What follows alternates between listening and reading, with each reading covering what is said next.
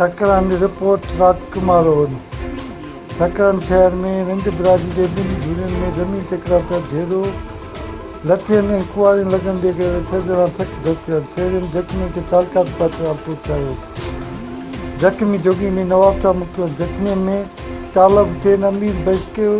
वलद अमीर अमीर अकबर अता हुसैन शामिल आहिनि जंहिं ते घेरे जे करे सकरान शहर में ख़ौफ़ ऐं हिरास जी सूरत पकड़ियल आहे।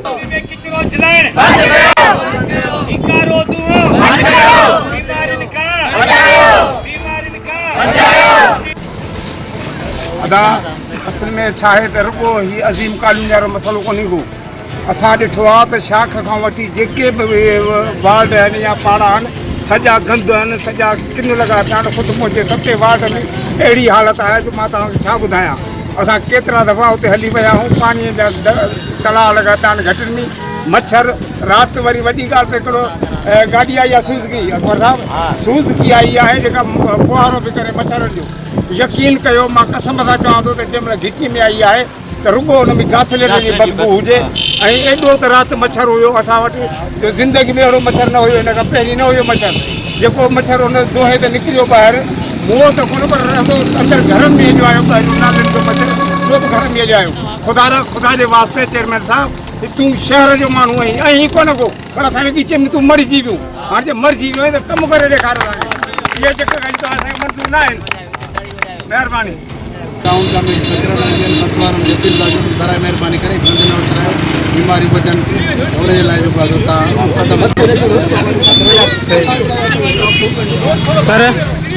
असीं अदीम कॉलोनी जा रवासी जी एहतजाज खणी सकरन सिनेमा चौक खां सीधा प्रेस क्लब पहुता आहियूं। असांजे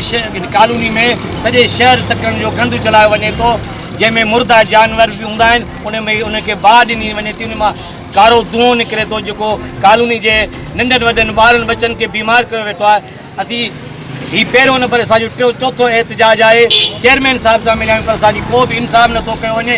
असीं अॼु बि एहतजाज था कयूं इहो किचिरो हिते बंदि कयो वञे ऐं असां अज़ीम कॉलोनी जे रवासियुनि खे सुख ऐं चैन जी ज़िंदगी गुज़ारण ॾिनी वञे। असीं बि शहर जा रवासी आहियूं असांजा शहर जा हक़ आहिनि जेके असांखे ॾिना वञनि जेके असांखे नथा ॾिना वञनि। अगरि अॼु बि असीं एहतजाज कयूं था जे न असांजा मुतालबा पूरा थिया त असीं जनाब DC ऑफिस सकरन में नवाब शाह में वेंदासीं उते बि न थियो त असीं बाईपास बि बंदि कंदासीं पर असीं पंहिंजो हक़ ज़रूरु वठंदासीं। असीं हींअर बि चेयरमैन साहिबु टाउन वारे खे चऊं था त हीउ किचिरो बंदि कयो हिते उछलाइण ऐं असांखे बीमारियुनि खां बचायो। रवासी तकरीबन अज़ीम कॉलोनी आहियूं पर सॼे शहर सां इहा हालत आहे शहर में उहो गंदगी आहे। असां वोट ॾेई हिननि खे कुर्सियुनि ते विहारियोसीं हाणे वञूं था त ॻाल्हाइण लाइ तयारु न ॻाल्हाइनि था अहिड़ो था ॻाल्हाइनि जो तबियत हिकिड़ी ख़राबु थी वञे। अञा बि वाइस चेयरमैन जेको आहे लाखो साहिबु वरी बि हुनखे लखे साहिब वञूं था भाई गाॾियूं मोकिले थो असां लाइ कुझु न कुझु कमु करे थो भई वॾे साईं जी सुभाणे अलाह कुझु करे थो भई असां हिन वियाऊं फासी थो थी वियाऊं सभु MLA MP खे असां वरी मिंट था कयूं अर्ज़ु था कयूं की असां लाइ कुझु न कुझु कहिड़ो खयो वञे असां लाइ बीमारी मां जान छुटी वञे। धुओं एतिरो आहे जो मां चवां थो हिन चेयरमैन साहिबु हिकिड़ा 15 मिंट पी हुते त ख़बर पइजी त घणी वीह सवा हीअ त ठहियो पर पोइ पंहिंजो लंडन घणाई वेंदो हाणे मां बरोबर मां मरां थो। असां ग़रीबनि लाइ कंहिंजे लाइ को अहसासु कंहिंजो कोन्हे को 30 दफ़ा असां विया आहियूं असांजा चङा मुड़ुस वर्करनि खे अॻियां मोकिलियो आहे त उन्हनि सां इहा ब्याज बि भई तव्हां चङा मुड़ुस थी आया आहियो इहो का फज़ीलत आहे का इहा तमीज़ आहे जेको वोट था ॾियनि पिया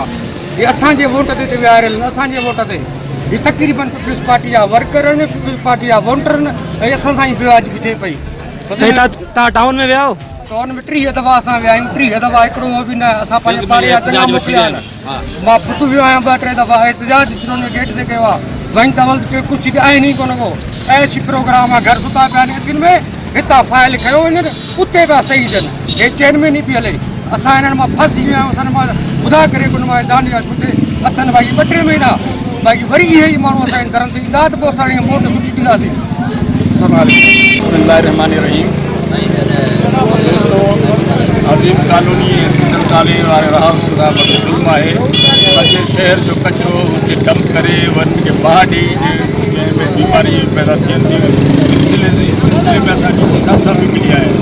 उन सां बि इन ॻाल्हि जी कई आहे मच्छर जी पहुतात आहे माण्हुनि में धुओं जेको आहे बीमारी लंग्स फेफड़नि जी बीमारियूं ऐं साह जी बीमारी एतिरी थी वई आहे जो माण्हू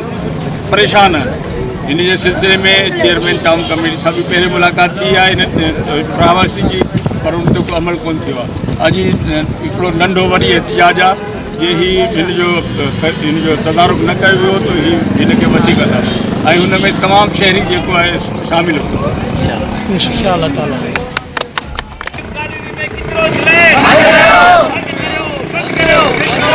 बंद करो